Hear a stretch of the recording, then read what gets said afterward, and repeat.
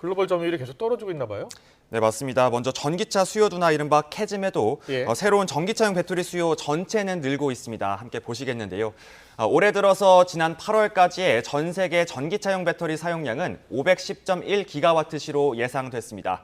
지난 2022년 같은 기간보다 75% 이상 급증했고요. 지난해보다도 21.7% 이상 늘었습니다. 성장세 자체는 조금 줄어들긴 했지만 전기차 수요 둔화에도 하이브리드 등을 중심으로 해서 수요 자체가 늘었다는 데 큰 의미가 있죠. 문제는 세계를 선도하던 우리 K배터리 3사의 점유율인데요. 지난 8월까지의 한국 배터리 3사는 전 세계 전기차용 배터리 사용량의 21.1%를 차지했습니다. LG 에너지 솔루션과 SK온 그리고 삼성 SDI가 각각 3위와 4위, 7위를 유지했는데요. 지난해 같은 기간과 비교하면 3.4%포인트 정도 점유율이 줄어들었습니다. 반면 중국의 CATL과 BYD의 경우 1년 만에 25% 이상 몸집을 키우면서 글로벌 점유율 1, 2위 자리를 그대로 지켰습니다. 네, 우리 배터리 업계는 어려워졌는데 왜 중국 업계만 잘 되는 거예요? 네, 정확히는 높은 기술력을 갖고 있는 건 맞지만 때를 잘못 만났다고 할 수 있겠는데요. 우리 배터리 3사가 그동안 집중해온 건 니켈, 코발트 그리고 망간을 양극재로 사용하는 3원계 배터리입니다. NCM 배터리라고도 하는데요.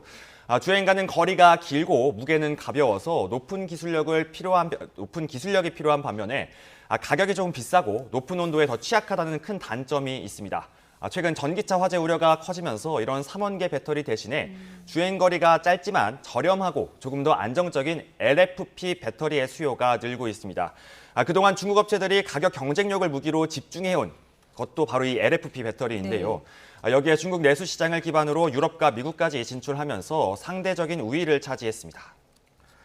우리가 이제 고가형에 집중했는데 중국처럼 그럼 저가형에 집중해야 하는 거예요? 네, 일부 그렇게 전망하는 이야기들도 많은데요. 실제 업체들도 LFP에 대한 전향을 좀 선언하고 있습니다. 우리 배터리 3사 모두 중국 업체들이 차지했던 LFP 배터리 시장을 진출하겠다고 모두 밝혔습니다. 이미 완성차 업계로부터 LFP 배터리의 주문을 받아서 양산을 앞둔 곳도 있고요. 아예 LFP를 활용한 ESS 에너지 저장 장치를 개발하겠다고 선언한 곳도 있었습니다. 특히 LG 에너지 솔루션은 위기 돌파를 위한 비전 공유회도 오늘 열었는데요. 전기차에서 더 나아가서 ESS와 도심 항공교통인 UAM, 로봇 등 분야 사업을 확대하고 LFP 등 중저가형 시장에서 경쟁력을 높여 2028년까지 지난해 매출의 2배를 달성하겠다는 목표도 밝혔습니다. 직접 들어보시겠습니다.